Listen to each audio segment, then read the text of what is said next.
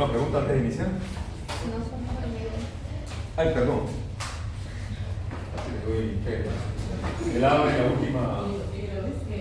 El programa abre la última. El último archivo que está usando. Gracias por la observación. Ok, preguntas antes de iniciar.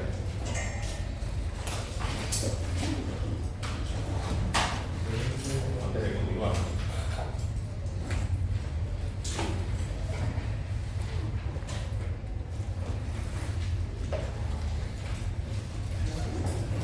¿Todo claro? Bien, los estudiantes que están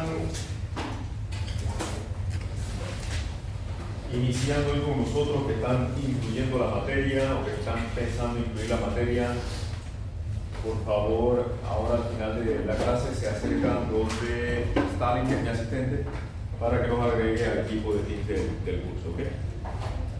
Correo electrónico es lo que necesitamos ya, ¿vale?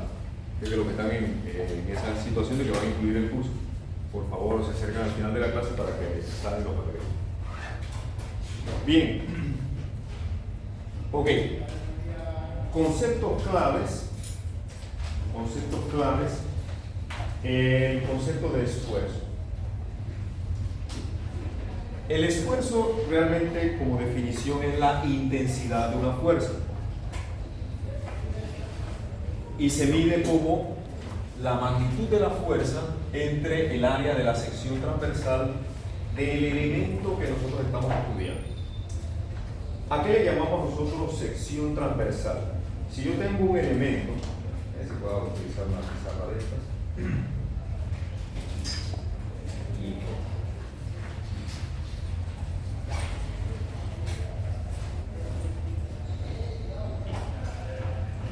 Si yo tengo un elemento de barra,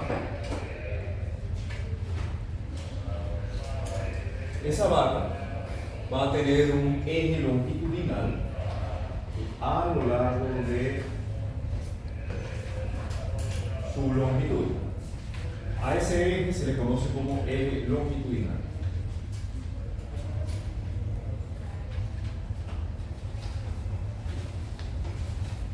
Y ese eje longitudinal, por supuesto, va a ser paralelo con la dirección del elemento. Si es un elemento axialmente cargado, ese eje longitudinal pues va a estar sometido a una fuerza axial si fuera un elemento de serie. Entonces, el concepto de sección transversal, la sección transversal es un corte que nosotros tomamos del elemento a 90 grados con respecto al eje longitudinal. Entonces, ese corte que nosotros tomamos, y aquí para dividiendo las clases de dibujo lineal, de medida descriptiva, cuando usted toma una sección, usted está haciendo un corte del elemento. Si esa sección es perpendicular al eje longitudinal del elemento, entonces a esa sección se le conoce como sección transversal.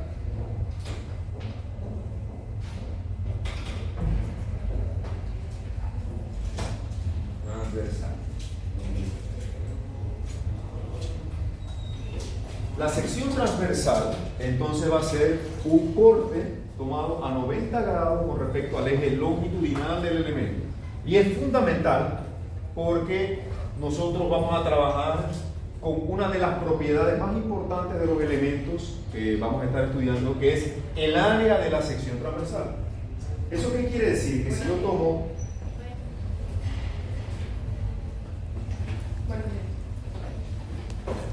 una sección transversal y analizo el corte, el área de la sección transversal es la que yo utilizo para el cálculo de los esfuerzos.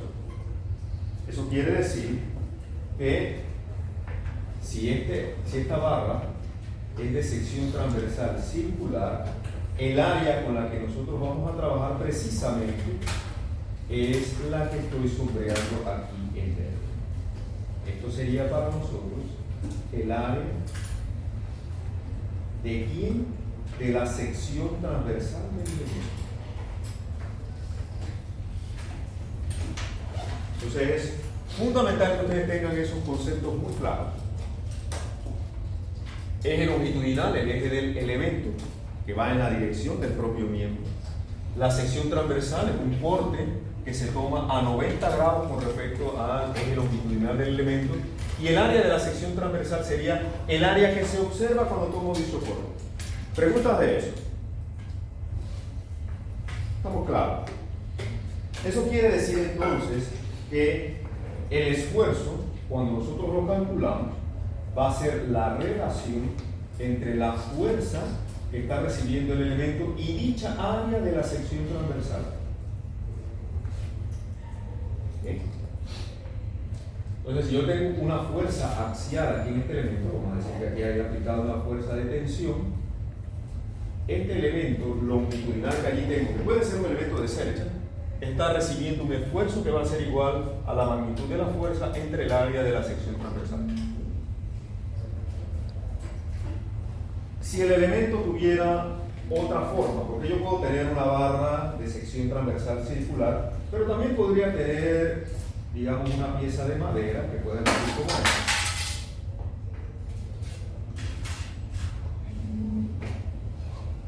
En ese caso, entonces, yo tendría aquí nuevamente el eje longitudinal. Y si yo tomo ahora una sección aquí a 90 grados, tratando de hacer un dibujo en tres dimensiones, por supuesto. En esa sección transversal yo me voy a encontrar aquí con el área de estudio. Esta área que podría tener dimensiones ancho B y altura P, va a ser la que yo voy a utilizar para mis cálculos de esfuerzo. Aquí el área de la sección transversal sería como un rectángulo el producto de B por B. ¿Se comprende? Como le explicaba la clase anterior, yo puedo tener un elemento como el naranja que está allá afuera, de sección transversal rectangular, que por aquí me decían que podía tener un ancho de 15 centímetros y una longitud de 60. Ahí yo podría calcular el área. Y esta columna va a tener un área diferente porque su sección transversal es distinta. Si están sometidas a la misma fuerza, no están sometidas al mismo esfuerzo, porque si el área de la sección transversal cambia, los esfuerzos cambian también. Entonces es fundamental el concepto de área de sección transversal porque con ella nosotros determinamos los esfuerzos. Bien, preguntas hasta aquí.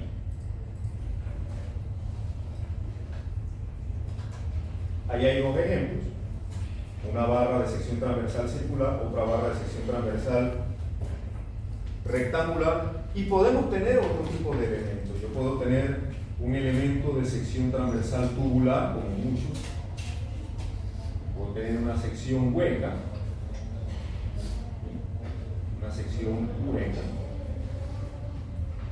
como se utiliza muchas veces, elementos tubulares, que vamos a ver bastante en el módulo de torsión, donde yo tengo solamente material en el perímetro. Puedo tener elementos de otro tipo de sección, como lo que ustedes ven por allí. ¿Han visto este tipo de miembros?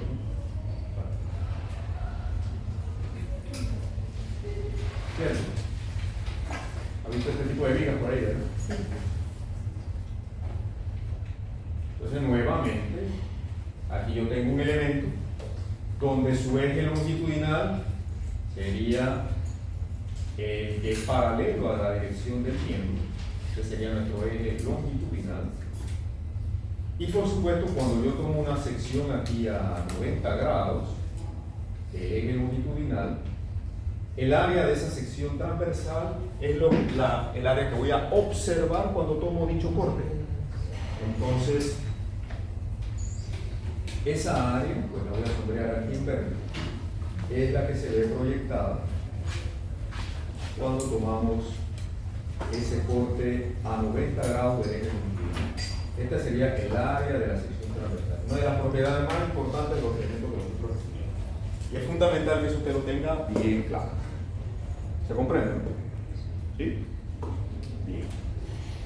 Entonces, eso quiere decir que esta estructura que nosotros estábamos estudiando, en donde los dos miembros, el de tensión que tiene una fuerza de 50 kilonewtons y el de compresión de 40, van a estar sometidos a esfuerzo. Observe que la barra inclinada, la barra BC, es de sección transversal circular y tiene un diámetro de 20 milímetros. Esta barra tiene sección transversal rectangular. Entonces, si nosotros calculamos el área de esta barra, el área del elemento BC, en este caso, ¿a qué va a ser igual? El área del elemento BC sería, ¿cuánto es el área de un círculo? ¿Cómo se calcula? Diámetro al cuadrado. En ese caso, si no es pi por radio al cuadrado. Pero si tengo el diámetro, pi cuartos de d al cuadrado, ¿verdad? Entonces aquí reemplazamos 20 milímetros, vamos a tener el área de la sección transversal, que aquí aparece como 314 por la menos 6 metros cuadrados, ¿cierto? Entonces si yo tomo la fuerza de 50 kilonewtons y la divido entre el área de la sección transversal del elemento, tengo su esfuerzo. ¿Ya comprende? Y va a ser un esfuerzo, en este caso, de tensión. Esto resulta en 159 megapascales. Megapascales, usted sabe lo que significa.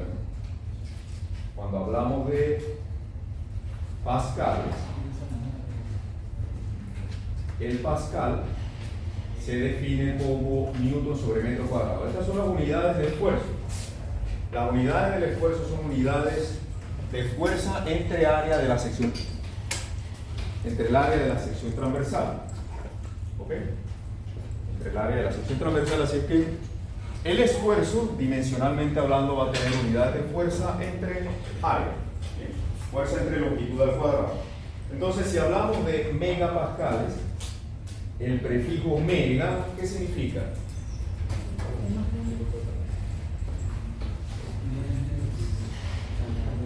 Es más grande.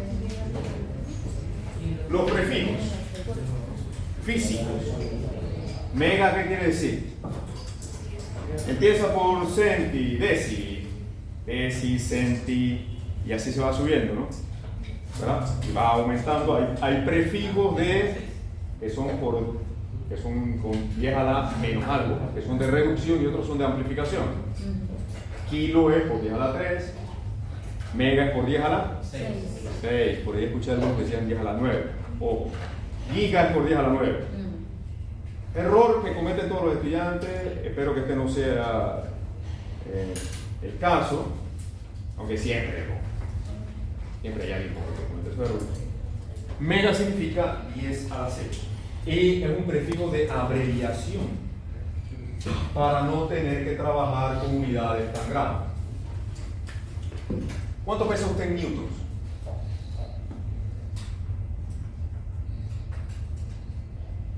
Si le pregunto cuánto pesa en libras, de una vez me dice. Ya está en kilogramos. Pero en newtons, ¿cuánto pesa? ¿O cómo lo transforma? Entonces, newton es una unidad de fuerza muy pequeña. Por eso ustedes observan que aquí hay una fuerza de 50 kilonewtons. 50 kilonewtons, entonces quiere decir que hay 50.000 newtons de fuerza aplicada. ¿Okay? O 50 por 10 a la 3, digo. Eso quiere decir que un esfuerzo de una fuerza de 50 newtons, cuando yo la voy a reemplazar en el cálculo de esfuerzo, tengo que utilizar la abreviatura, pero transformada en cifras significativas, en notación científica. 50 kilonewtons significa 50 por 10 a la 3 newtons. Y el área, si esto está en milímetros, tengo que tener cuidado al momento del cálculo, ¿cierto? Bien. Observe que aquí está entonces por 10 a la menos 6, porque cuando hacemos la transformación, yo reemplazo aquí 20 milímetros. 20 milímetros, usted sabe que mili es por 10 a la menos. Mili es por 10 a la menos 3 metros. Bien. Entonces, cuidado al reemplazar aquí, ¿no? Yo reemplazo aquí 20 por 10 a la menos 3 al cuadrado por pi entre 4 y tengo el área de la sección transversal 314 por 10 a la menos 6 metros cuadrados. Esto que está aquí, por supuesto, observen, Newton entre metro cuadrado es pascal. Y mega es por 10 a la 6, como les explicaba acá. ¿De acuerdo? Clarito todo el mundo. Importante, Pascal se escribe con mayúsculas, en la abreviatura de Pascal, como usted aprendió en física de secundaria seguramente. Las unidades que derivan su nombre de científicos notables se escriben con letra mayúscula. El Newton, el Pascal, el Joules, todas esas unidades deben estar escritas con letra mayúscula, en respeto del científico notable del cual se deriva el nombre. ¿Ok? ¿Usted escribe su propio nombre con mayúscula o con minúscula? Ahora imagínense el de Newton, el de Pascal, el de Joules. ¿Verdad?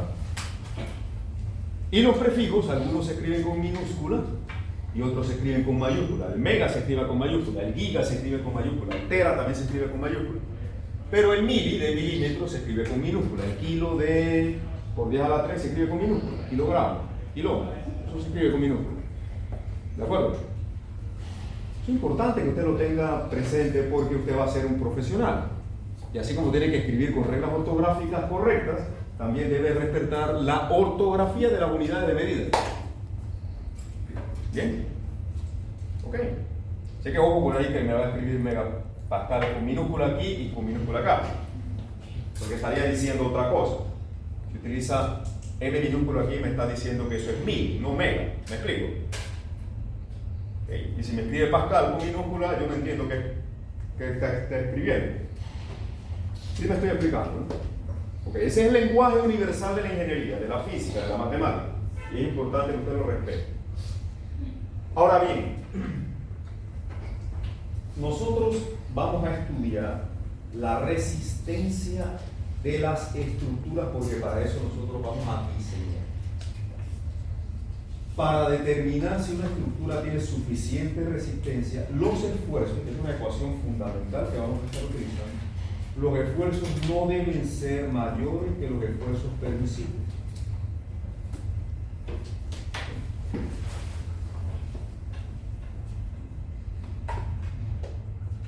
Eso quiere decir que si yo conozco cuál es la resistencia dada por el material con el que estoy trabajando, esto viene de ensayos de laboratorio.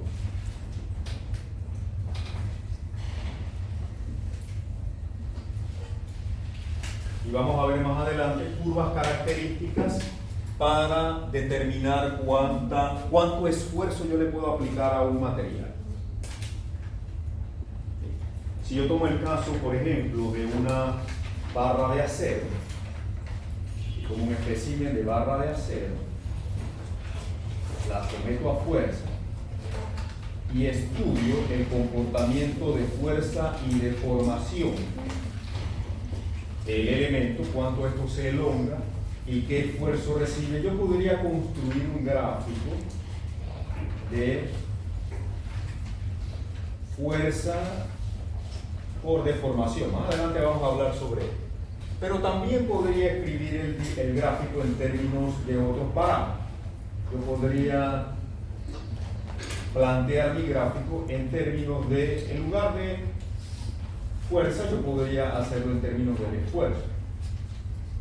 Y podríamos tener de repente un comportamiento como este, un material que haga esto.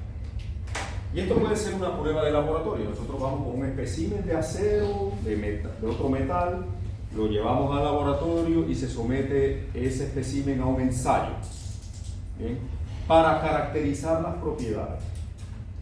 De esta gráfica yo voy a obtener, a partir de ese ensayo, cuál es el esfuerzo máximo que resiste el material, ¿verdad? Y aquí lo tendría gráficamente. Este sería, directamente aquí yo podría leer el valor del esfuerzo máximo. El esfuerzo máximo que resiste el material. Ahora, sería prudente que yo tomara como referencia para diseñar mi estructura el esfuerzo máximo. No sería prudente porque si yo diseño una estructura para que reciba el esfuerzo máximo, pues cuando le llegue ese esfuerzo máximo el elemento podría fallar. ¿Sí o no? El elemento podría fallar. Entonces, ¿qué debo hacer como ingeniero? Bueno, yo debo limitar los esfuerzos que le voy a permitir a mi estructura recibir o a mi elemento recibir a un valor menor que el esfuerzo máximo. Vamos a limitar eso. Es decir, que nosotros le vamos a permitir al material llegar a un valor de esfuerzo menor que el que él resiste. ¿Bien? Y a ese esfuerzo nosotros le llamamos esfuerzo permisible. Esfuerzo permisible. El esfuerzo que le vamos a permitir al material recibir para no llegar al máximo. Y es importante tener esa holgura, porque en la clase anterior hablábamos de la incertidumbre en el cálculo de cargas. Si hubiéramos venido aquí a las 3 de la mañana, este salón tuviera 0 cargas, ¿verdad? ¿Sí?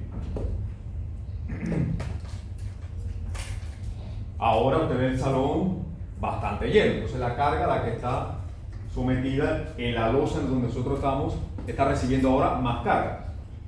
¿Cierto? Si este profesor fuera más popular, todas las bancas estuvieran llenas, ¿cierto? Si fuera un profesor fácil, de los que pone A, de los que no son estrictos y permite que todo el mundo llegue temprano, tarde, temprano, como quiera, ¿no? ¿Cierto? Todo eso pasa, ¿no? Y el salón estaría lleno, ¿no? De gente, ¿no? Feliz todo el mundo. Va a poner ahí, puedo llegar o no llegar, no pasa nada. Entonces, esa variabilidad que hay en las cargas va a producir variabilidad en los esfuerzos. Pero si yo limito mis esfuerzos a un valor menor que la resistencia máxima, estoy del lado seguro. Entonces, el esfuerzo permisible se determina a partir del esfuerzo máximo entre un factor de seguridad. Entre factores de seguridad. Factor de seguridad puede ser 1.5, puede ser 2, puede ser 3, puede ser 2.5, dependiendo del grado de falla o dependiendo de la severidad de falla que puede ocasionar la pérdida de un miembro. Dependiendo también de la incertidumbre y demás. Entonces observen, este esfuerzo máximo resulta de una prueba de laboratorio. A partir de un ensayo de laboratorio nosotros lo obtenemos. Por eso usted da laboratorios relacionados con pruebas de materiales. Creo que hay un curso que se llama Materiales de Construcción y Normas de Ensayo. Eso es para caracterizar justamente las propiedades de resistencia. Esto es resistencia máxima. Resistencia máxima. Y esto es resistencia permisible. Ahora, observe lo interesante. Lo interesante es que si yo regreso acá a esta ecuación y yo conozco cuál es el esfuerzo permisible con el que voy a trabajar, porque si comienzo a reemplazar aquí valores, yo sé que esfuerzo es fuerza entre área y el esfuerzo permisible es el esfuerzo máximo del ensayo de laboratorio entre un factor de seguridad. Aquí yo tengo una ecuación de diseño. Esta es una ecuación del diseño. Porque yo podría aquí despejar cuál es el área mínima que debe tener el elemento que yo voy a utilizar en mi estructura. Despejando ahí el área, ¿a qué va a ser igual? Fuerza por el factor de seguridad entre el esfuerzo máximo, ¿verdad? ¿Sí o no? Esta es una ecuación de diseño. Y esta es una ecuación de diseño que utilizamos todos los días los ingenieros civiles estructurales para el diseño seguro de estructura. Una ecuación de diseño.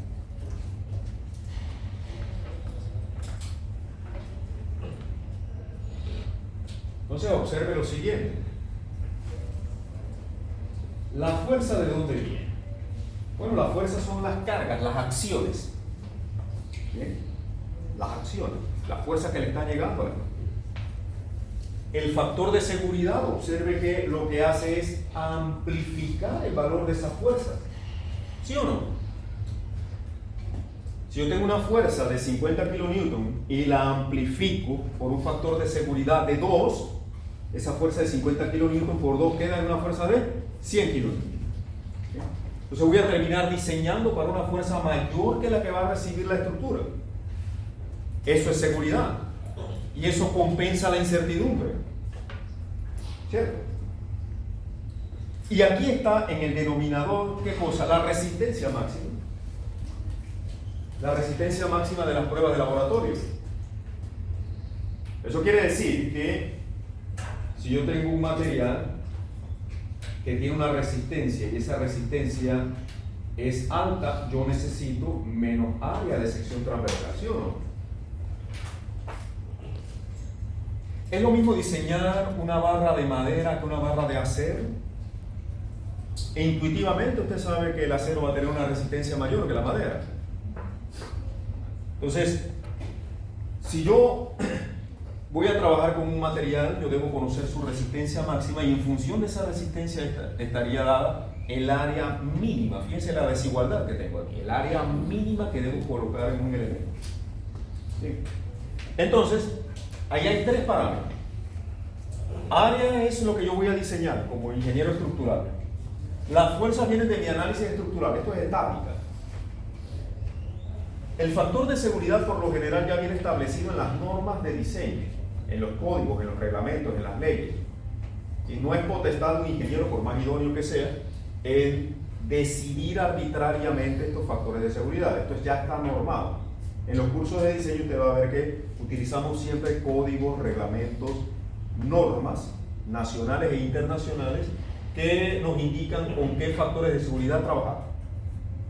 Y esto es conocido también porque viene de los ensayos de laboratorio.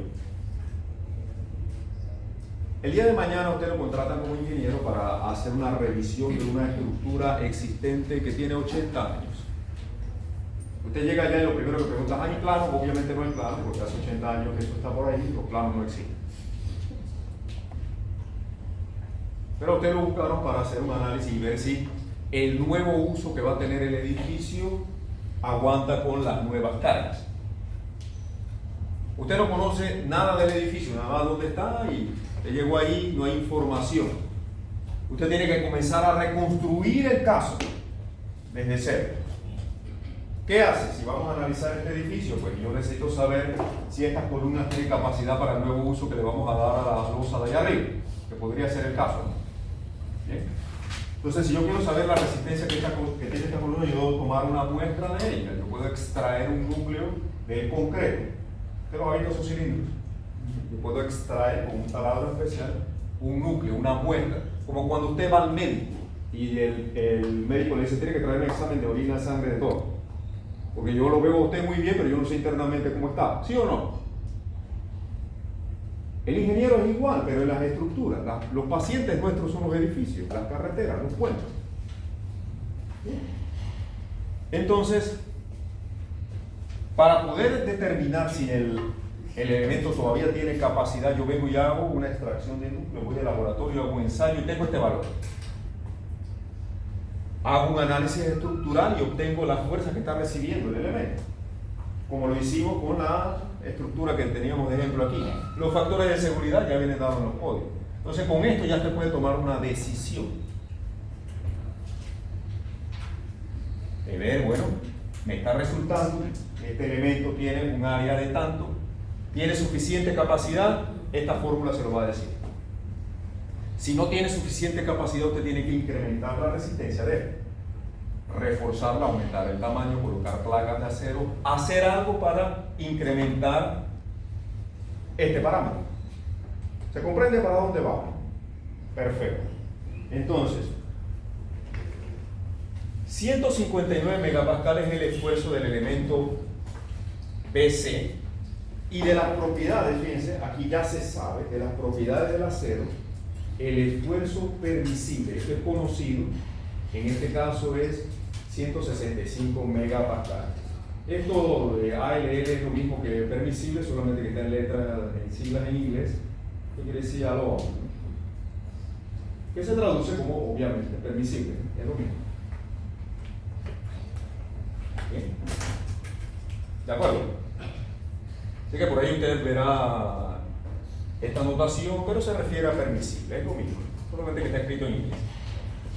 Entonces, si el elemento recibe un esfuerzo debido a las cargas de 159 megapascales, pero él tiene un esfuerzo permisible de 165. ¿Cuál es la conclusión? ¿Tiene suficiente resistencia o no? Sí. Claro, porque está recibiendo un esfuerzo menor que lo que a él se le permite recibir. ¿Bien? Y todavía tiene un margen allí, ¿no? ¿Verdad? ¿Qué pasa si, ahí está la conclusión, la resistencia del elemento BC es la adecuada? Pero ¿qué pasa si nosotros, cuando vamos a construir este elemento y vamos a comprar los materiales, nos encontramos de que justamente cuando usted iba a comprar esa barra de acero, el fabricante se quedó sin acero? Y le dice, no tengo barra de acero, pero tengo de aluminio. ¿Usted qué hace? Dice, bueno, el acero, el aluminio, ambos son grises.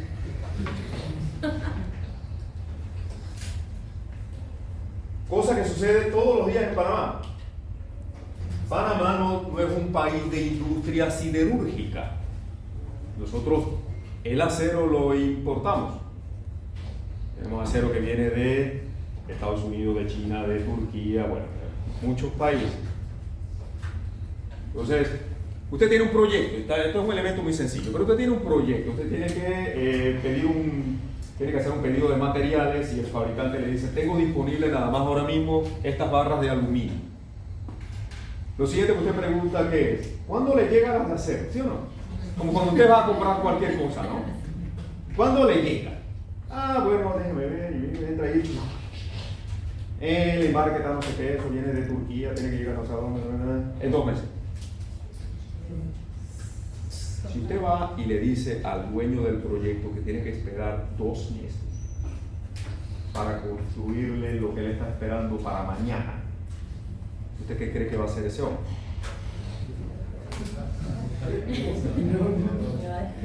¿Usted tiene idea de lo que se pierde por día de atraso en un proyecto de construcción?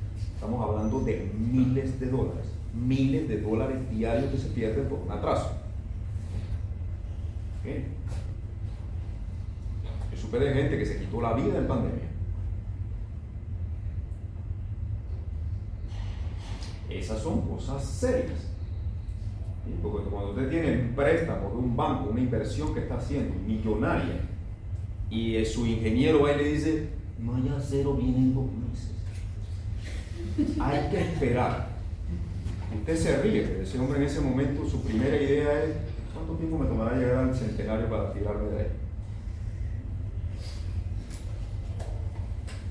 Una de las mayores preocupaciones de la gente es la economía. Si no, pregunta en su casa.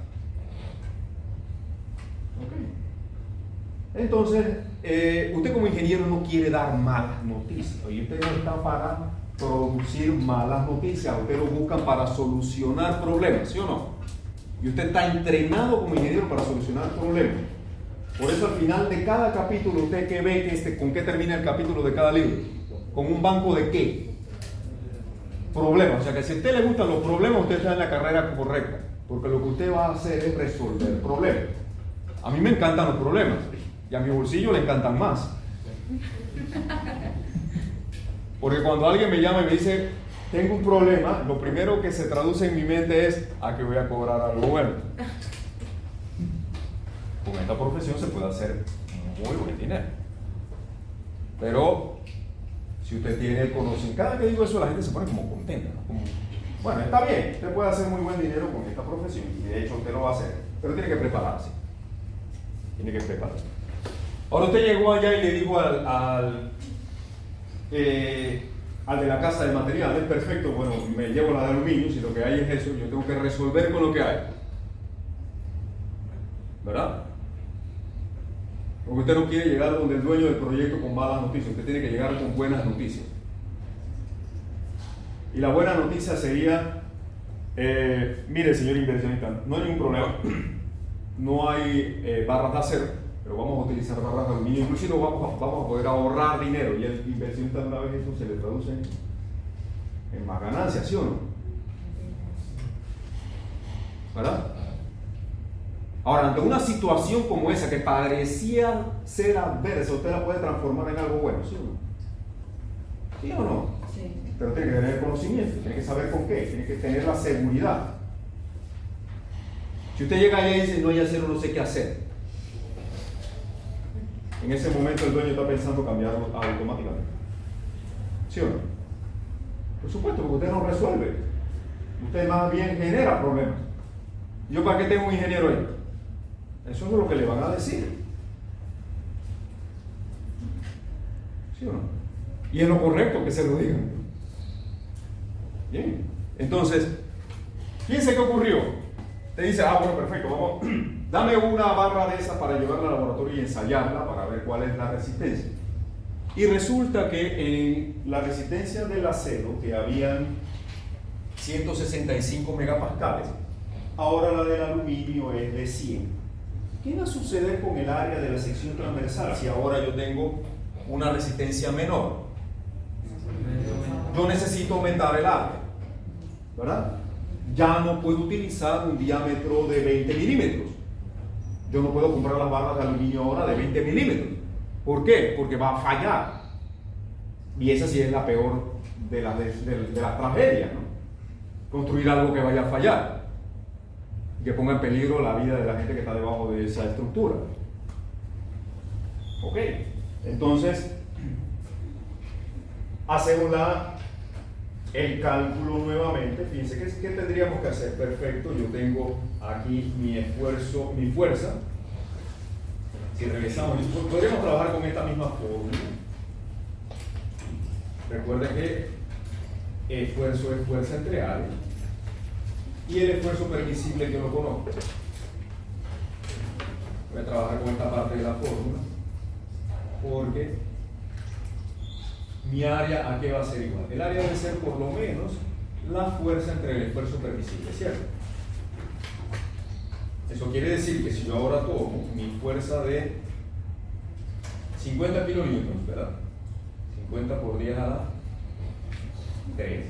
Y el esfuerzo permisible ahora es de 100, ¿verdad? 100 megapascales, 100 por 10 a la 6. Yo podría determinar ahí cuál es el área mínima que se necesita, ¿cierto? Y esa área yo sé que es, ¿qué cosa? Pi por el diámetro al cuadrado entre 4. Entonces, de ahí yo podría determinar cuál es el nuevo diámetro que necesito, porque ahora las barras van a ser de aluminio, ¿cierto? ¿Se comprende? Y eso es lo que está hecho acá en el cálculo, si usted lo observa. Ahora la nueva área es la fuerza de 50 kN entre el nuevo esfuerzo permisible. Se requiere un área de por lo menos 500 por 10 a la menos 6 metros al cuadrado, que traducido en diámetro, utilizando la fórmula de la sección transversal, observe que yo necesito una barra de por lo menos 25.2 milímetros. Si fuera de acero, con 20 milímetros era suficiente. Pero como es de aluminio y resiste menos, yo necesito incrementar el área. Ahora, usted le puede decir al señor en la casa de materiales, tengo una barra de 25.2 milímetros. Claro que no, ¿verdad? Eso va a venir en tamaños estándares. Usted debe buscar cuál es la de diámetro mayor que satisface esto que es un mínimo, ¿no? Fíjense, mi fórmula yo siempre la trabajo así. Debe ser mayor o igual a 25.2. Si usted llega y redondea a 25, ¿qué está sucediendo? Usted aprendió en física que las cantidades se pueden redondear, ¿no? ¿Sí o no? ¿Cierto? Pero si yo lo pongo de 25.2, ¿qué ocurre con los esfuerzos? No soporto. Se va a incrementar, ¿verdad? Ahora, yo le voy a decir la verdad, yo la pongo de 25 y duermo tranquilo. ¿Por qué? Porque es un esfuerzo permisible y normal.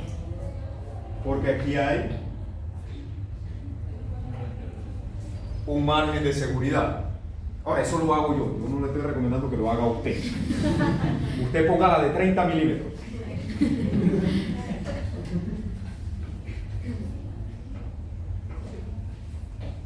¿Por qué? Vamos a ver.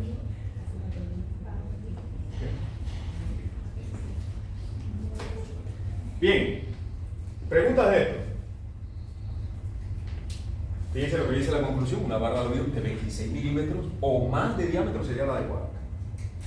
¿Verdad? Si usted está medio dudoso de sus cálculos y a veces la gente se levanta hasta dudando de cómo realmente se llama, usted va y la pone de 30. Ahora, si usted comienza a incrementar esto innecesariamente, ¿qué ocurre con el costo? Tenga cuidado. ¿Sí me explico? Bien.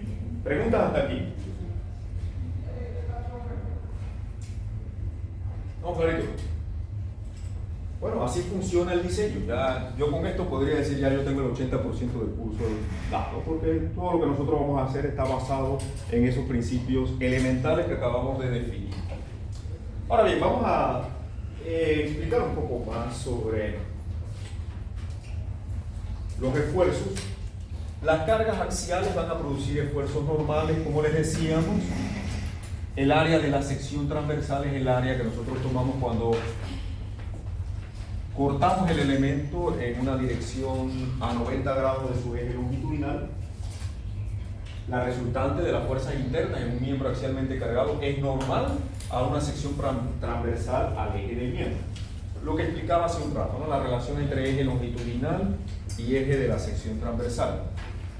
La intensidad de la fuerza en una sección se toma como la relación entre fuerza entre área. Fíjense que aquí estamos hablando de una fuerza puntual, esto sería el límite cuando el área tiende a cero. Pero por lo general nosotros trabajamos con esfuerzos promedio. Eso quiere decir promedio de average.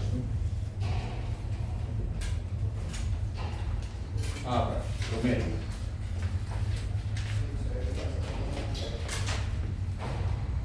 Entonces, lo que ocurre con los elementos es un principio muy sencillo y es el siguiente. En la inmediata proximidad del punto de aplicación de las cargas existe concentración de esfuerzos en esos puntos. A medida que nosotros nos alejamos del punto de aplicación de las cargas y nosotros comenzamos a tomar secciones en otros lados, esos esfuerzos internamente se van volviendo cada vez más y más uniformes.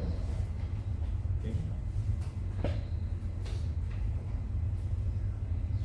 Nosotros vamos a considerar, fíjense que acá donde está el otro punto de aplicación de las cargas, que está en el otro extremo del elemento, vuelven a aparecer concentraciones de esfuerzo.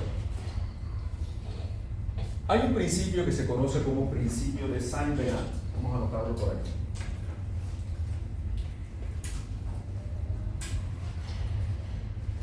Principio de Saint-Venant. Saint-Venant era francés y hizo contribuciones muy importantes a la mecánica de cuerpos deformables. En el curso de mecánica de cuerpos deformables 2 vamos a ver una teoría muy interesante para el caso de elementos en torsión de sección transversal no circular. La teoría de Saint-Venant es muy importante. Pero uno de los principios que utilizamos en la mecánica de cuerpos deformables es el principio de Saint-Venant, que lo que dice es lo siguiente: en los puntos en la inmediata vecindad de la aplicación de las cargas existen concentraciones de esfuerzo. A medida que nos alejamos del punto de aplicación de las cargas, los esfuerzos se van volviendo cada vez más y más uniformes.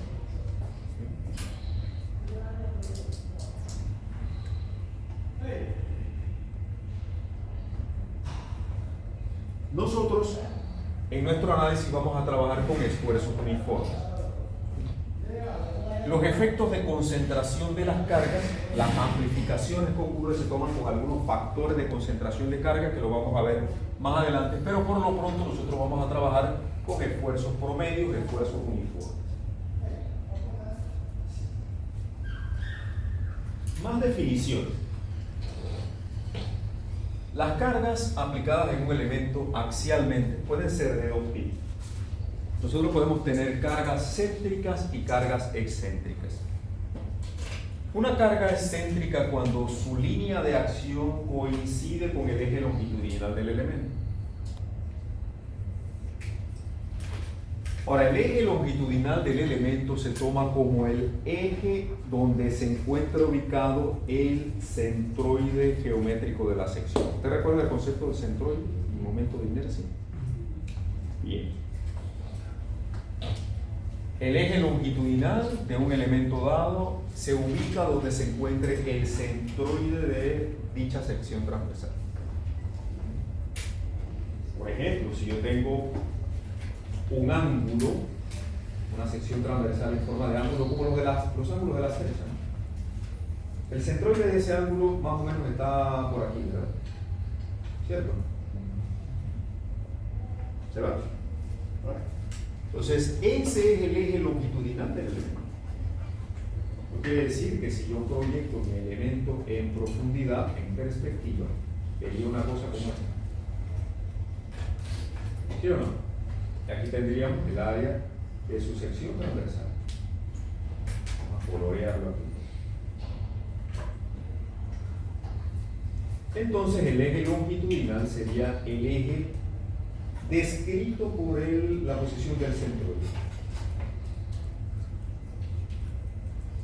Desde luego, si la sección transversal es un cuadrado, una sección cuadrada como esta, el centroide está en el centro del cuadrado.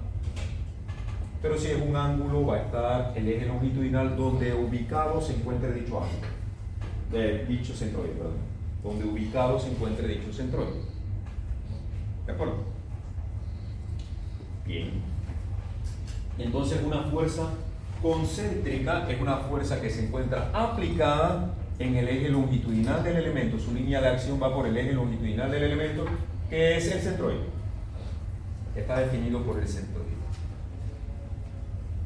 Las cargas céntricas producen esfuerzos uniformes internamente dentro del elemento. Ahora bien, así como hay cargas céntricas, hay cargas excéntricas. Las cargas excéntricas son aquellas que no son colineales con el centro geométrico o con el eje longitudinal del elemento. Yo puedo tener este elemento y su eje longitudinal está aquí, su sección transversal la tomo aquí, y observe que aquí hay una excentricidad.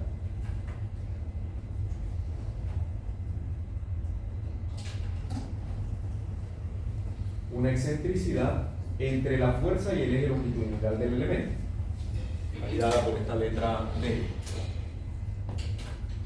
Y usted recuerda de estática los conceptos de sistemas equivalentes. Un sistema de fuerza única podría ser reemplazado por un sistema fuerza par y viceversa, ¿cierto? Bien, aquí yo tengo un sistema de fuerza única, pero si yo tomo una sección aquí y tomo un diagrama de cuerpo libre de la mitad inferior, el sistema de fuerza única internamente se traduce en un sistema fuerza par. Entonces eso quiere decir que las cargas excéntricas producen un sistema fuerza par. Entonces las cargas excéntricas van a producir fuerzas axiales, pero van a producir también flexión. Aquí hay un efecto combinado de carga axial y flexión, con el cual nosotros tenemos que trabajar también. Entonces ya en esos casos la distribución de esfuerzos no deja de ser simétrica. Deja de ser simétrica. La distribución de esfuerzo en el miembro excéntricamente cargado no es ni uniforme ni es simétrica. Ahora, esto lo vamos a ver más adelante cuando veamos los elementos en flexocompresión. Así que esto, como es una clase introductoria de los temas y definitoria, por ahora lo vamos a dejar simplemente en definiciones, y esto lo vamos a estudiar más en profundidad cuando veamos los elementos en flexocompresión. Después que veamos los elementos axialmente cargados y los elementos en flexión como vi, ahí entraremos a ver los efectos que producen las cargas excéntricas. Vamos a definir entonces el segundo tipo de esfuerzos a los cuales están sometidas las estructuras. Los esfuerzos normales son los que están producidos por fuerzas que son normales a la sección transversal.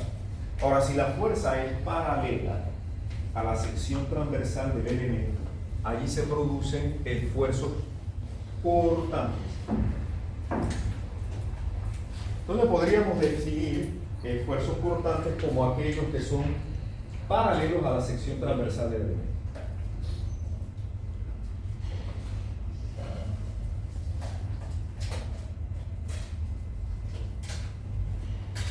Paralelos a la sección transversal del elemento y se denotan, para diferenciarlos de los normales, por la letra griega tau.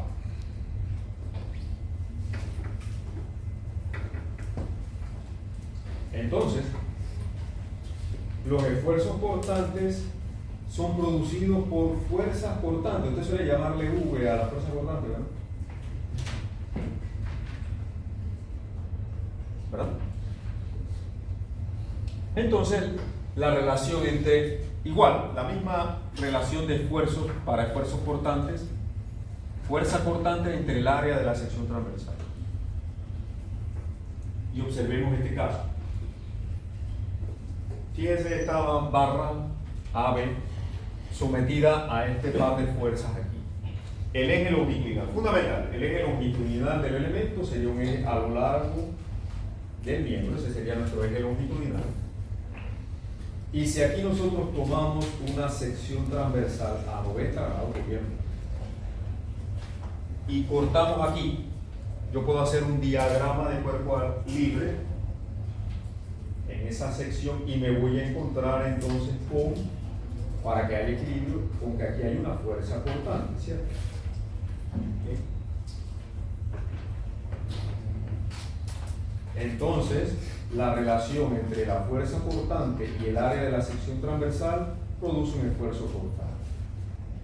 Si este elemento tiene una sección, vamos a suponer que fuera un rectángulo, una sección de este tipo, aquí tendríamos entonces el área de la sección transversal, ¿cierto? ¿Se comprende eso, no?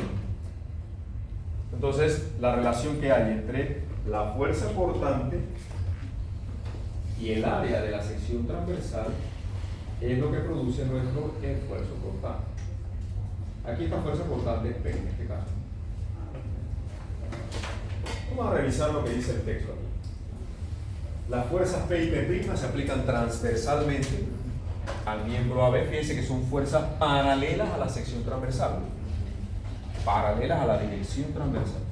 Las fuerzas internas correspondientes actúan en un plano de sección 6, son llamadas fuerzas cortantes, como las conocemos desde esta área. La resultante de la distribución de fuerzas internas se define como el cortante de la sección y es igual a la carga P aplicada. Si hacemos equilibrio allí, nosotros cortamos, internamente nos vamos a encontrar, para que haya equilibrio, con que esa fuerza P está actuando internamente dentro del miembro. Y con ella entonces podemos determinar los esfuerzos cortantes promedios dividiendo la fuerza entre el área de la sección transversal.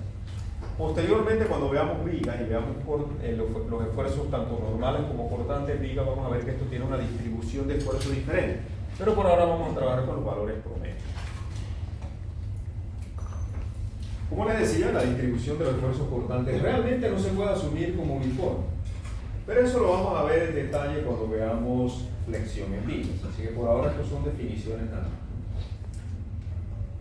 Flexión en vigas.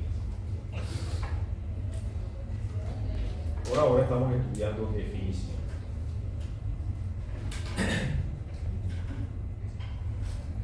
Hay dos tipos de formas de transmitir la fuerza cortante.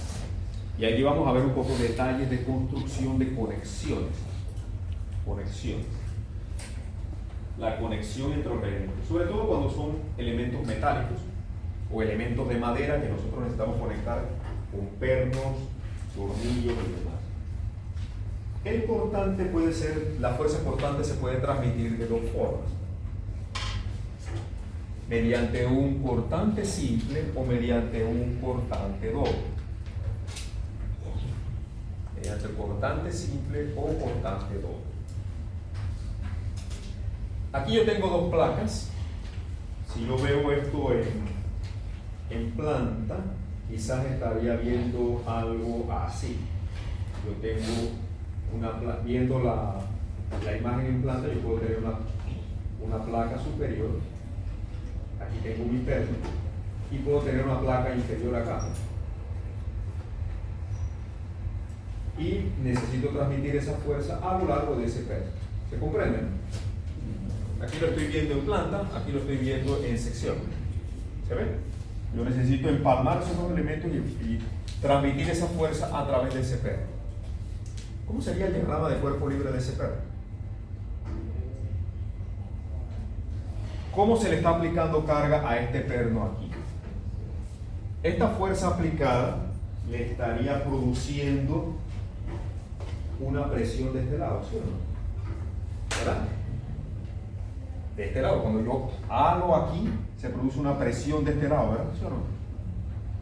Y del otro lado, esa presión estaría actuando en la otra cara, ¿verdad? Aquí.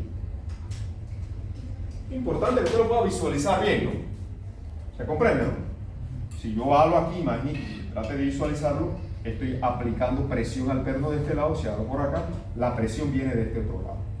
Y yo puedo hacer un diagrama de cuerpo libre de ese perno, ¿sí o no? La resultante de estos esfuerzos es esta fuerza, o sea que esto sería F, y esto también sería F, en este caso se le ha llamado F'. Entonces, si yo tengo una sección transversal aquí, en el perno, ahí, la sección transversal en ese punto, tomamos un corte aquí a 90 grados, voy a encontrar una fuerza de qué tipo, cortante, ¿sí o no? Cortante porque es paralela a la dirección de la sección transversal. Paralela porque el sentido longitudinal del perno, ¿cuál es? Este, ¿verdad? ¿Sí o no? El eje longitudinal del perno, aquí yo tengo una sección transversal y estos esfuerzos son paralelos a la sección transversal. Son esfuerzos cortantes. Importante que usted pueda diferenciar entre esfuerzo cortante y esfuerzo normal. Trabajan diferente. Ahí estaría el diagrama de cuerpo libre del perno. Cortamos aquí a la mitad y nos vamos a encontrar con esta fuerza. En el caso del cortante doble, observemos lo que pasa. Este diagrama no se ve tan claro, así que lo voy a dibujar de nuevo por acá. Vamos a suponer que yo tengo, vamos a imaginar una situación como esta. Yo tengo un elemento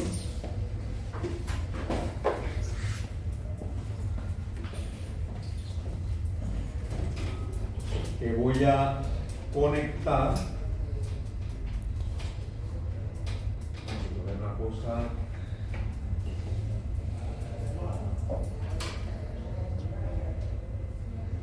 Vamos a hacer una cosa. Voy a hacer un poquito mejor.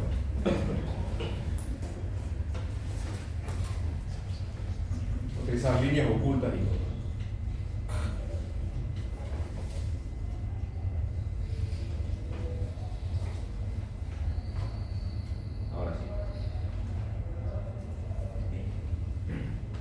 Y que aquí yo tengo un perno.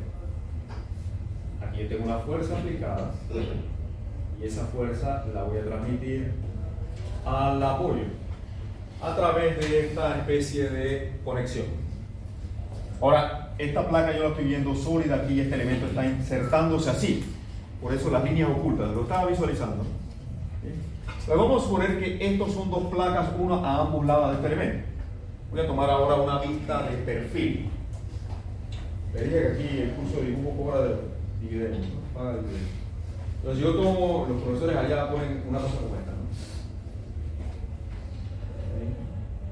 Y vamos a dibujar la vista ahora como si nos paráramos de este lado. ¿Qué tendría yo? Voy a tener mi apoyo, que son dos placas, una detrás de la otra, ¿ok? Estas dos piezas son estas. Y la del medio va a venir aquí, ¿ok? ¿Sí lo está comprendiendo, no? Bien, me gusta cuando me entienden todo. Y aquí yo tendría un perno. Voy a dibujarlo así un poco groseramente. Aquí tengo un perno. Bien, ¿se comprende, no? ¿Cómo le está transmitiendo carga este elemento a este perno? ¿De qué lado? De este lado, ¿verdad? ¿Sí o no? De ese lado. Entonces, de ese lado yo estoy recibiendo una tensión. ¿verdad? Y del otro lado estoy recibiendo una presión también de estas otras dos placas, ¿verdad? ¿Se ve? Entonces, si yo hago un diagrama de cuerpo libre del perno, vamos a hacerlo aquí abajo ahora. Yo hago un diagrama de cuerpo libre del perno, voy a tratar de hacerlo en 3 dimensiones.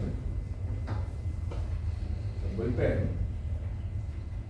y la cabeza y la tuerca, ¿no? Vamos a suponer una cosa como esta. De este lado yo voy a tener esta fuerza actuando, ¿cierto?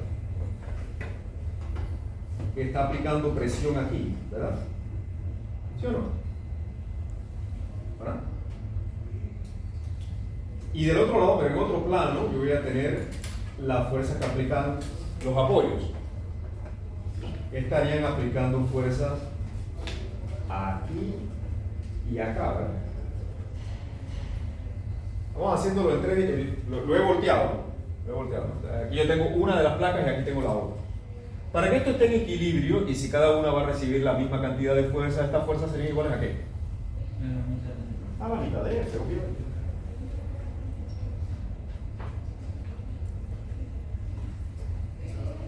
Este tipo de cortante se le conoce entonces como cortante doble.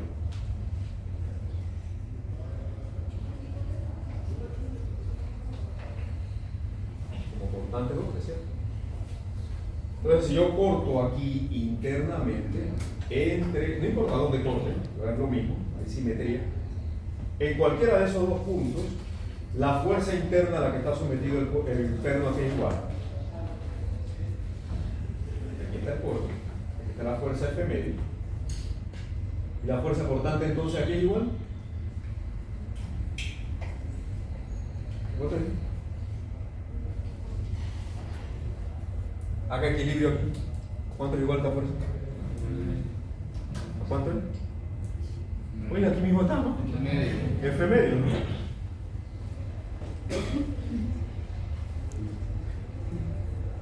Entonces, en el cortante doble, la conclusión, en el cortante doble, el cortante es la mitad de la fuerza aplicada.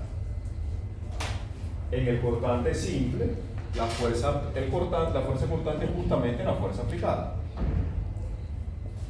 Esto es lo mismo, solamente que bueno, aquí hay más pernos, más de todo, pero estamos hablando de lo mismo. La fuerza cortante en el cortante simple es la misma fuerza aplicada, pero en el cortante doble es la mitad. La mitad de la fuerza. Aquí la fuerza completa, en el cortante doble es la mitad. Porque tengo dos puntos de transmisión de fuerza en el perno. Se reparten dos puntos. En el cortante simple, el 100% de la fuerza en una placa tiene que traspasarse a la otra, por lo tanto, el perno es responsable del 100% de la fuerza. En el cortante doble, esa fuerza se divide en dos, porque tengo dos puntos de transmisión de fuerza. ¿Se comprende?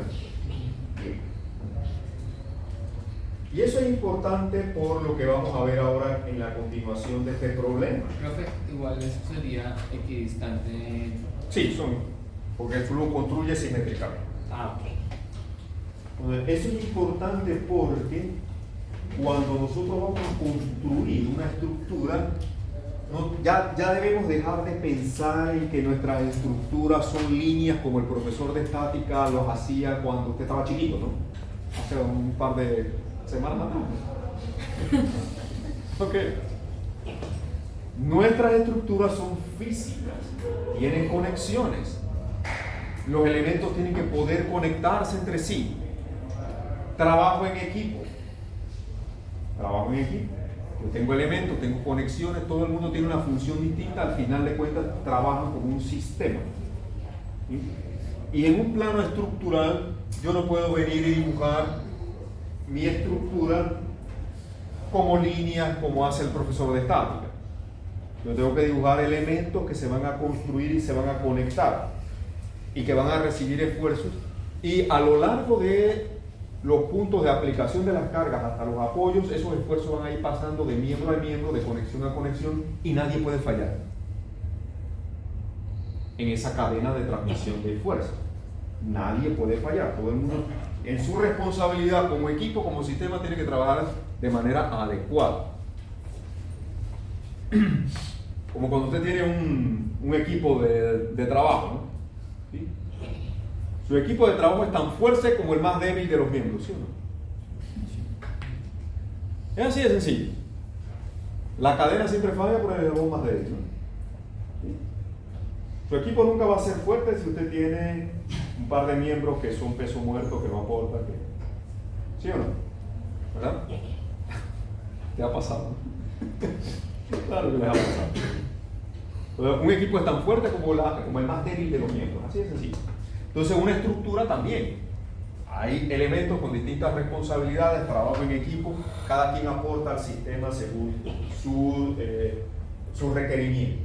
Entonces, los esfuerzos en las conexiones cortantes pueden ser simples y pueden ser dobles, y también hay otro tipo de esfuerzo que producen los esfuerzos normales, que se conocen como esfuerzos de apoyo, por ejemplo.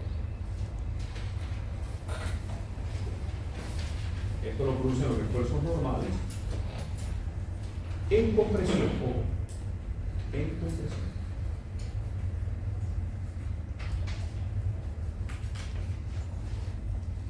Fíjense que cuando un elemento está en compresión, él está aplicando presión, y esa presión va a producir un esfuerzo que se le conoce como esfuerzo de apoyo. Y el área que se toma para calcularlo es la proyección que aquí estoy sombreando. Esa sería el área que se toma. En este caso, el esfuerzo que produce esa fuerza de compresión va a ser igual a la fuerza entre el área proyectada, que sería D, que es el diámetro del agujero, entre el espesor de la placa. Eso sería igual. De esa manera determinaríamos el área de la sección transversal para el cálculo de los esfuerzos de apoyo.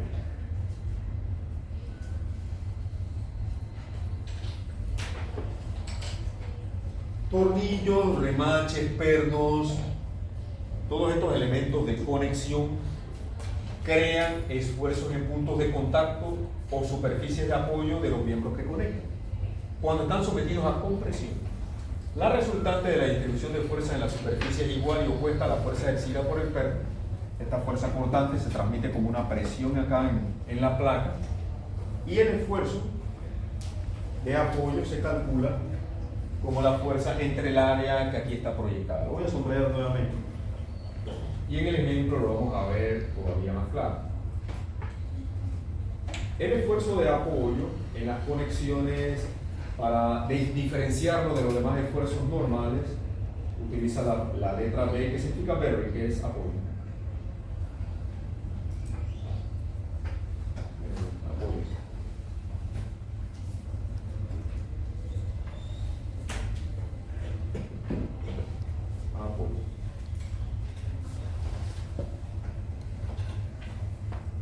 Veamos ahora a nivel de conexiones lo que ocurre con nuestra estructura, que teníamos de ejemplo.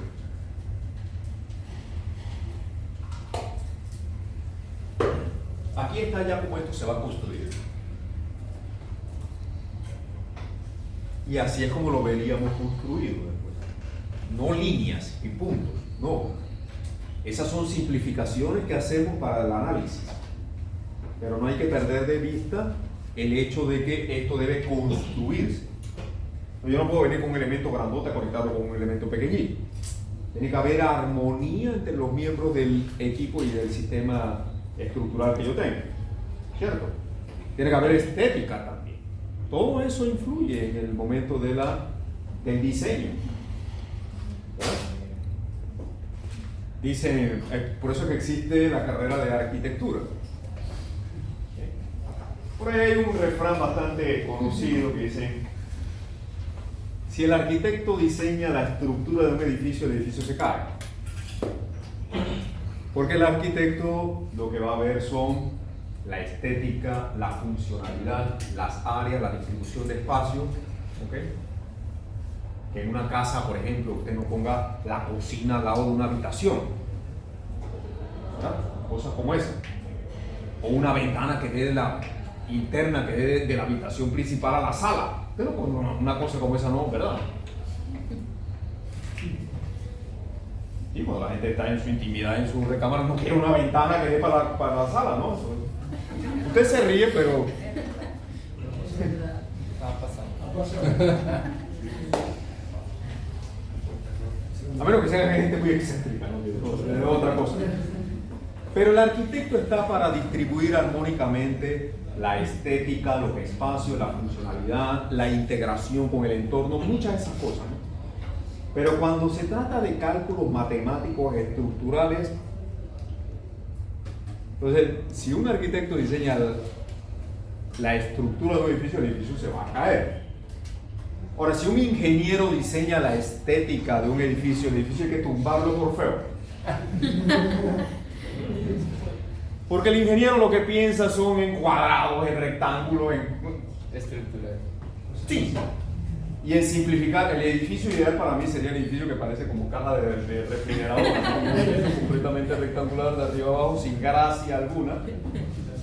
Pero yo sé que eso estructuralmente es muy eficiente y que a la hora de hacer los cálculos no se va a caer, quizás haya que tumbarlo por feo. Nadie va a querer una cosa como esa. ¿Ves? Ok. Entonces, de ahí las dos profesiones trabajan armónicamente. La armonía es fundamental. Usted no puede pretender diseñar una estructura donde unos elementos no tengan nada que ver con los otros. No, pero es que matemáticamente a mí me da que el área de este es así y la de esta otra es así grandota. Porque eso es lo que mis cálculos dicen. Pero eso no tiene ninguna armonía y a la hora de conectar esos elementos va a ser inclusive imposible. Entonces el buen diseñador estructural tiene que pensar como muchas cosas. Tiene que pensar no solamente como ingeniero estructural, tiene que pensar también como arquitecto, como dueño, como usuario, y la decisión muchas veces no es solamente matemática. Y se intervienen muchos otros elementos para que una edificación sea funcional, sea atractiva. Entonces, pretender que una estructura usted la puede construir a base de líneas, pues eso es ilusorio y es más bien una simplificación que nosotros hacemos para nuestro análisis. Observe cómo los elementos están aquí distribuidos. El elemento inclinado tiene una sección transversal circular, como habíamos dicho. Pero cuando llega a los extremos, esa sección transversal cambia porque yo no puedo conectar un cilindro con una placa. ¿Cierto? Entonces fíjense que este elemento se transforma al llegar a la conexión en un elemento de sección transversal rectangular. ¿Se ve? El elemento es... Aquí hay una transición donde pasa de sección circular a sección rectangular para poder conectarlo con esta placa que es rectangular. Lo mismo ocurre acá, observen, el elemento viene en sección transversal circular y se transforma en una sección transversal rectangular aquí. Este elemento es de sección transversal rectangular, obsérvelo aquí, este horizontal que vemos aquí. Aquí hay varias vistas. Aquí está visto desde arriba, este elemento. Cuando yo me paro arriba lo voy a ver así. Fíjense que él viene de sección transversal rectangular, llega a rectangular aquí. Y este tipo de conexión, como la dibujaba hace un rato, va a producir que cortante, ya lo ven, ¿no? De 1 pasa a 2, ese es un cortante de qué tipo? Doble. Y en la parte superior, si vamos de un elemento a otro, ese es un cortante simple. Así es así. ¿Okay? ¿Lo ven? Quizás el punto más complejo de conexión sea aquí, en el punto B. Porque yo tengo que colocar aquí una especie de argolla para colgar, aquí quizás va a ir colgado un letrero o va esto a funcionar como una grúa en un taller para subir y bajar los motores. La función que esto pueda tener, que de hecho aquí está altamente simplificado. Pero fíjense que este elemento viene rectangular aquí, pero cuando llega al punto B se abre en forma de una Y. ¿Lo ven? Viene rectangular, pero cuando llegamos aquí él se abre en forma de una Y. Y de aquí entonces viene la arandela esta o la argolla esta. Y viene el elemento inclinado, circular, luego rectangular. Aquí va a haber cortante doble. Y aquí obviamente también en este punto va a haber un cortante doble. Y yo tengo que diseñar pernos y conexiones. Prepárense. No, allá donde está la última sección. Esto es visto aquí. Bien, aquí está viendo la parte inclinada. Eso es como si me parara de este lado. Y Ahí tú viendo el elemento inclinado. 3 elementos que están convergiendo Correcto. ahí. Pero El vertical, Siempre el se horizontal toma y el como- el que me va a servir para colgar lo que vaya a siempre aplicar. se toma como importante doble, así sea múltiples. Sí, en este caso cuando tienes múltiples elementos de conexión, ahí vas a tener un constante doble. ¿Ok? Porque de una fuerza pasa a dos. Aquí lo ves. Una fuerza pasa a dos. Igual ocurre acá, de un elemento, este se bifurca en dos también. El inclinado, fíjate que se bifurca en dos también. Te va a tener cortante doble que viene de aquí, cortante doble que viene de horizontal también. Entonces, la cosa ahora se pone más interesante. Porque usted va a tener que diseñar conexiones. Y cuando haga su cercha para concursar en el concurso de cercha, en la semana del congreso, su cercha de madera, te tiene que hacer una cercha. Tú no puedes venir a este curso y pretender no hacer una cercha. Tiene que hacer una cercha. Yo soy jurado del concurso. Yo soy el presidente del jurado del concurso. Si yo no lo veo a usted ese día ahí, yo voy a pensar mal de usted. Así es sencillo. Tiene que estar ahí. Tiene que participar de las cosas porque eso le va a dar aprendizaje, le va a dar experiencia. Quizás su cercha no aguante nada, o quizás aguante mucho. Casi siempre mis estudiantes, nuestros estudiantes están ahí en los primeros. No me deje mal. Es más, los demás profesores cuando llegan, vienen los estudiantes del doctor.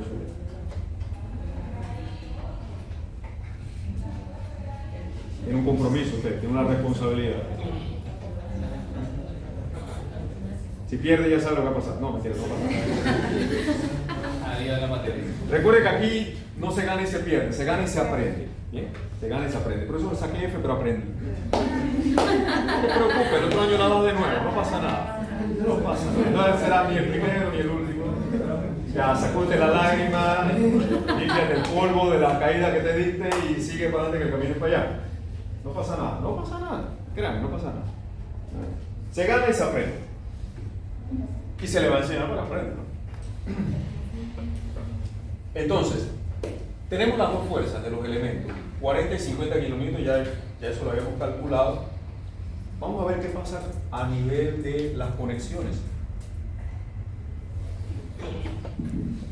Ya vimos cómo se determinan los esfuerzos, fuerza entre áreas, tenemos la fuerza y vamos a determinar entonces qué es lo que pasa con las conexiones.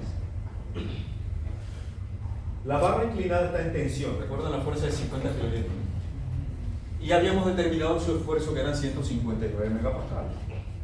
Bien. Pero cuando vamos al extremo del elemento, observe, cuando vamos aquí al extremo del elemento, este agujero para el perno, ¿qué hace con la sección transversal? Exactamente. Ese hueco resta área.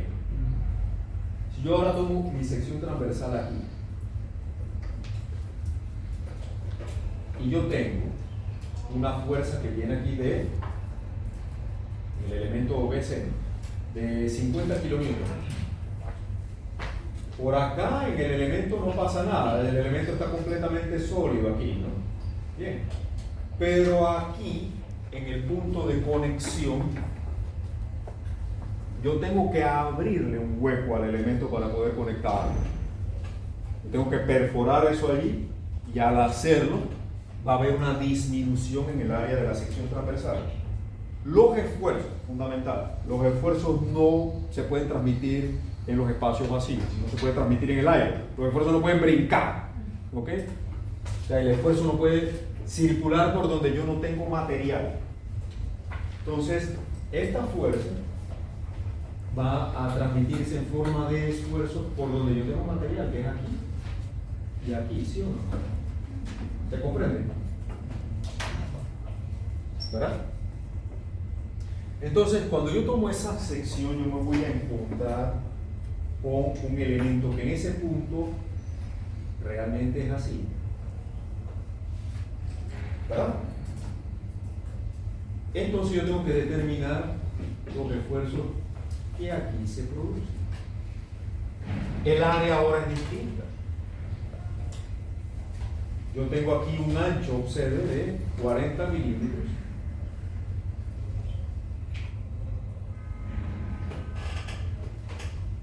Y el problema me está diciendo que ahí yo tengo un agujero del diámetro del perno, que son ¿cuántos? 25 milímetros. Eso quiere decir que aquí yo tengo 25 milímetros de ancho que debo sustraer, ¿verdad? ¿Se ve? Entonces lo que me va quedando disponible son estos lados de aquí, ¿verdad? Entonces el área en el punto de conexión, el área de esa placa, va a ser igual a ¿qué? Ahora yo tengo una sección transversal rectangular, cuyo ancho no es 40, sino 40 menos 25, ¿cierto? 40 menos 25. Y el espesor, aquí lo tengo. ¿Cuánto es el espesor de esto?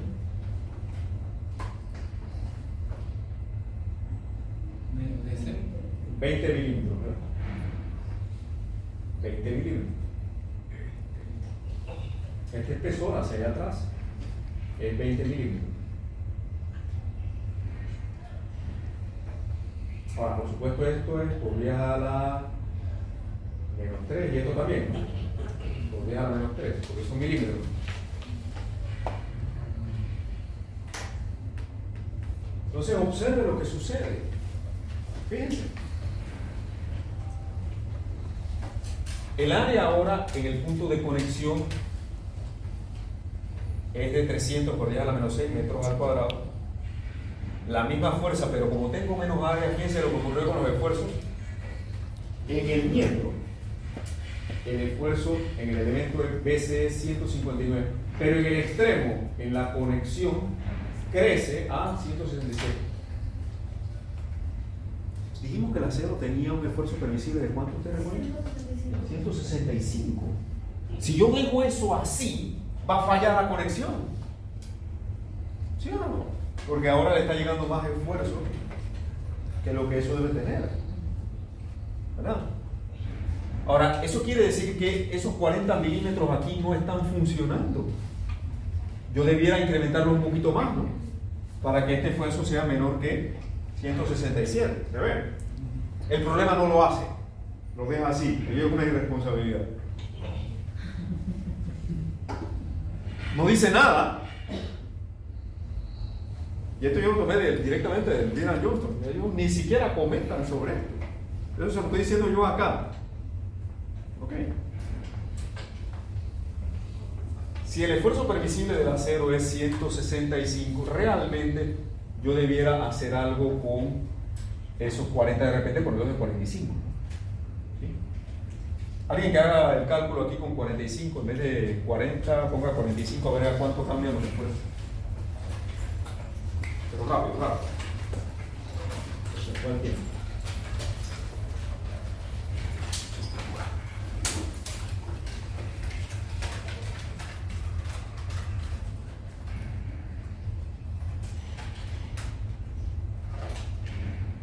Aquí, 45 menos 25 es 20, 20 por 20, esto sube a 400.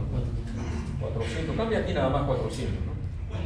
¿Cuánto sería? 50 por 10 a la menos 3 entre 400 por 10 a la menos 125 menos. 100. 25. No, espérese, aquí está mal.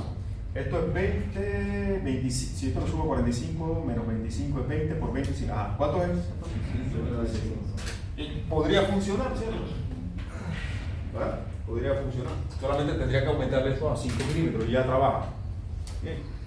¿Se comprende? Ok. Porque así como está, fallaría.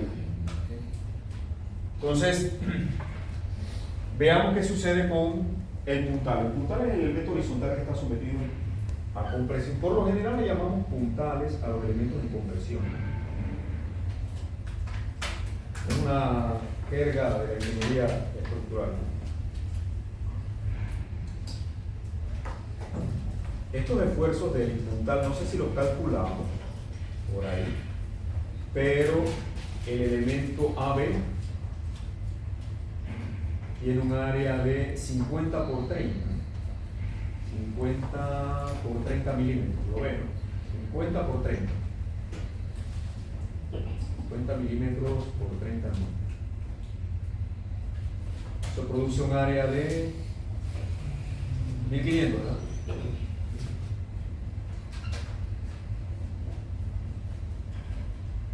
milímetros al cuadrado. Y el esfuerzo en el elemento AB sería la fuerza de 40, ¿no? 40 kilonewtons por 10 a la 3. Entre el área, bueno, eso habría que dividir 1500 entre 1000 al cuadrado. ¿Cuánto es este esfuerzo de ese elemento?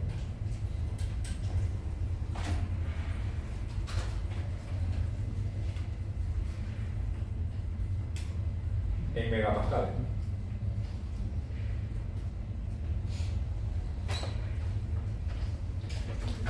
Debe ser ese esfuerzo que aparece acá como 26.7. ¿Ah? Sí, ¿verdad? 26.7 megapascales en compresión.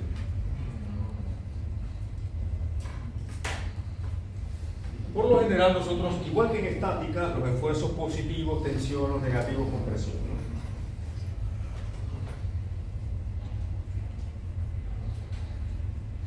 Veamos los pernos.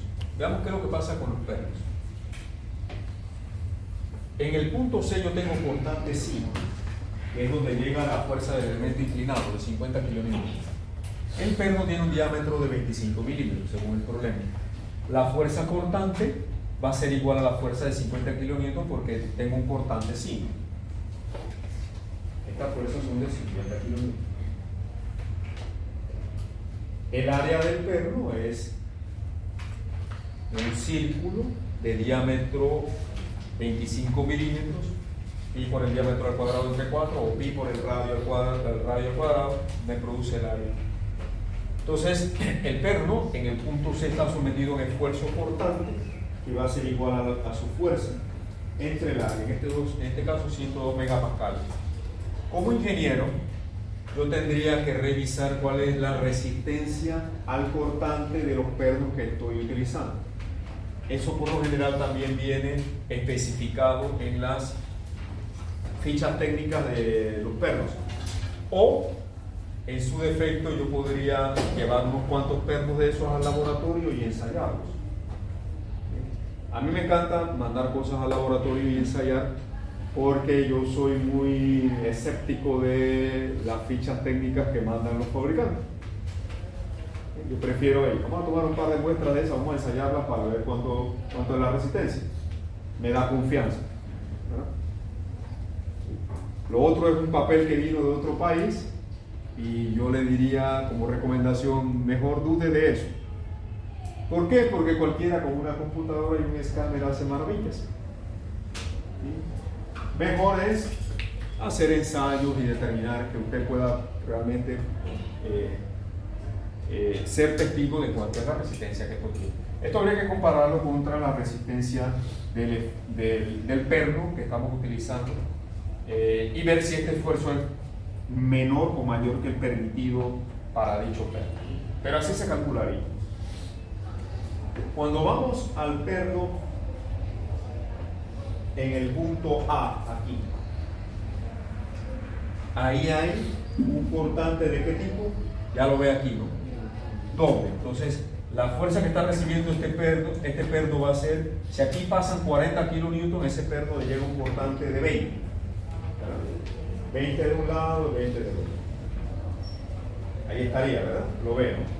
Tengo mi fuerza de 40, reacciona en dos puntos. Internamente, entonces, la fuerza cortante que está recibiendo ese perno es 20 y 20 kilonewtons. Cortante doble, transmite la mitad. 20 y 20. Por equilibrio de fuerzas axiales, ¿no? Sumatoria de fuerza horizontal. Sumatoria de fuerza horizontal. Entonces, obviamente, el perno en el punto A, si todos tienen el mismo diámetro, va a recibir menos esfuerzo porque está recibiendo menos fuerza. Compare. Ahora usted puede decir, bueno, realmente yo en el punto A podría haber utilizado un perno más pequeño, ¿verdad? ¿Sí? Eso puede ser una decisión. Usted puede decir, bueno, ese perno lo vamos a poner más pequeño porque en realidad ahí está recibiendo menos esfuerzo. Podría ser. Mi recomendación es póngalos todos iguales porque usted viene y especifica un perno, digamos de aquí, de 12 milímetros. ¿Usted qué se quiere ahorrar en eso? Usted quiere quedar bien con el dueño y afilar el lápiz hasta lo último. Pero entonces usted llega y hace eso y cada uno de los puntos tiene un perno diferente. Eso enreda la compra, ¿sí o no? Y enreda la construcción. Cuando usted va a ver y va a inspeccionar el perno que era de 25, lo pusieron en otro lado. Y lo que usted creía que era un ahorro de material se tradujo en un... Ahora hay que desarmarlo y armarlo otra vez. Y el tiempo perdido, la mano de obra y todo, se traduce en que ahora eso es más caro que haberlo puesto todo 25. ¿Sí me explico, no? Entonces, el ingeniero tiene que ser práctico. ¿Ok? El ingeniero tiene que ser práctico. Sentido común. Tenga sentido común. Ay, pero es que yo quería ahorrarle aquí. Y terminó no ahorrando nada, sino encareciendo todo. ¿Okay? Siempre buscamos uniformizar lo más posible las cosas. Usted ve los tamaños de esas columnas, todos son iguales. Eso es armonía. Esa columna está recibiendo igual carga que esta. ¿Cuál está recibiendo más carga? ¿Esa columna o esta?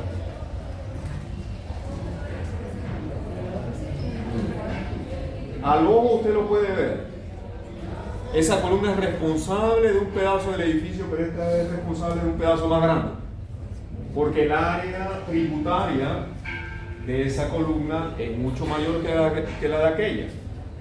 Entonces, si esta tiene un área de sección transversal, perdón, si esta tiene más carga, debería ser más grande que aquella, ¿verdad?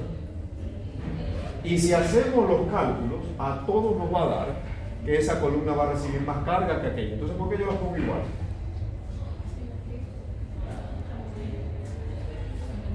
Porque se busca uniformizar el diseño. ¿Ok?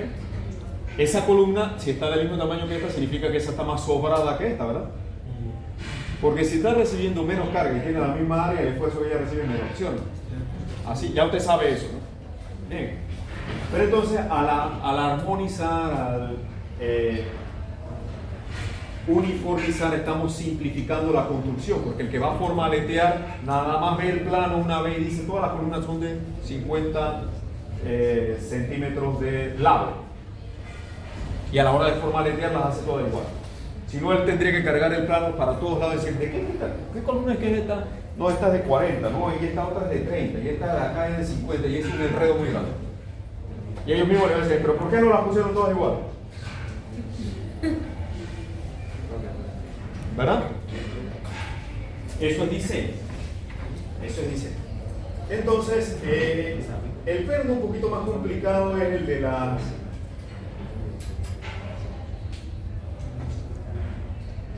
El del punto B. El del punto B. Ese voy a detener un poquito ahí para explicarlo bien, porque hay que hacer un análisis tridimensional para poder estudiar lo que pasa con ese perno en el punto B. Parece sencillo, realmente lo es, solamente que hay muchas fuerzas actuando. Entonces lo vamos a ver en detalle. Miren, le voy a pedir un favor. Yo soy obsesivo con la puntualidad. Para mí la puntualidad es respeto. Usted vio que yo en la bienvenida que le dije le pedí que puntualidad en todo el semestre. Si usted llega tarde, ya llegó impuntual, ya esa es su primera falta de respeto. Okay. Y comete una segunda de falta de respeto si usted llega tarde y encima pasa por el frente del profesor. Porque interrumpe la clase, distrae a los compañeros, distrae al profesor. Ya yo quedo pensando, ¿por qué este no se murió chiquito? Exagerando. O sea, claro, hay situaciones que pasan. Si usted llega tarde, yo no le impido a nadie entrar y salir del salón. Pero no llegue saludando como si estuviera en un club social. Buenos días. Porque distrae más todavía. Llegue, entre, vaya por allá, se sienta donde hay un espacio. Procure llegar temprano. Yo siempre estoy aquí antes de las 7:50. Si usted llegó después del profesor, ya llegó tarde. aunque la clase empiece a las 7:50 y el profesor llega a las 7:40. Ok. Entonces, por favor, tome eso en cuenta. Y no solamente para este curso, para todo. Usted llega a una conferencia donde hay un conferencista magistral. Usted no entra saludando a todo el mundo, ¿cierto? Usted llega y entra. Bueno, las clases de sus profesores son clases magistrales y ustedes deben tratar así. Porque usted va a comer el día de mañana y va a dar de comer a sus hijos con esto. Entonces esto es sagrado. Bien, no llegue tarde, llegue a tiempo. Si por alguna razón llega tarde, no hay problema. Lo ideal sería que no ocurriera, pero a veces ocurre, ¿no? Llegue con calladito, se va por allá. Si tiene que salir, también salga. No pase por al frente, eso es una falta de respeto. Así que por favor, tengan eso presente. Porque usted está en formación. Y el día de mañana lo hace en una conferencia internacional, a un congreso donde usted está participando y el resto está pensando en qué universidad habrá estudiado. Usted tiene que conducirse como profesional desde casa. Y el profesional siempre llega temprano. Y entrega sus cosas como profesional.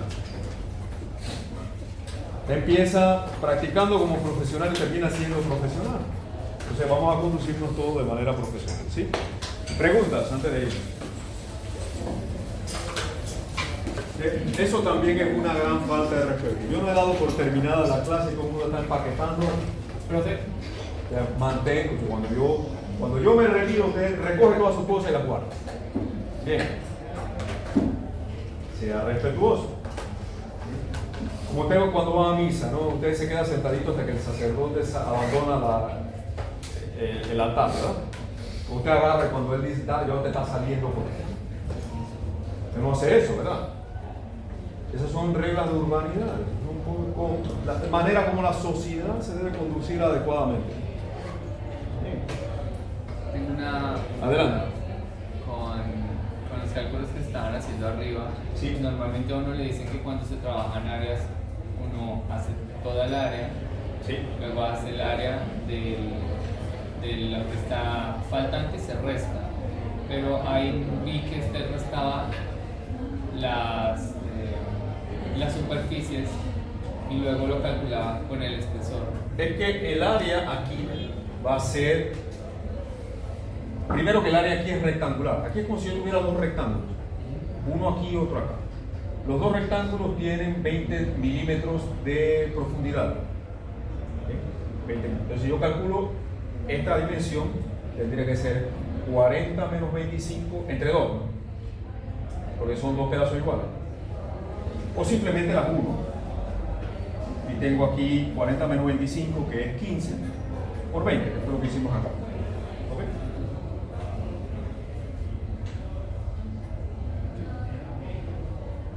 ¿Cuál es la duda? No, o sea, que nunca he calculado las áreas así. Bueno, ahí está para que lo empieces. Pero es el área que está aquí sombreada, porque el agujero del perno interrumpe la continuidad del elemento como sólido. Entonces aquí yo no tengo... O sea, solo nos vamos a fijar en esta línea de Claro la que es. sección. ¿Por qué allí? Porque ahí es donde se produce la mayor disminución del área. ¿Verdad? Si yo calculo eso un milímetro antes, las áreas son cada vez mayores, los esfuerzos son menores. La más crítica es donde yo tengo el diámetro completo, porque es donde más sustraigo material. ¿Verdad? Ahora sí. Perfecto. Bien, ¿alguna otra pregunta? No se lo tome como regaño, sino como consejo. Y para que usted sea cada vez mejor profesional y mejor persona. Todas esas cosas le sirven. ¿Verdad? Listo, nos vemos entonces la próxima semana. Ahora sí, recoja todas sus cosas.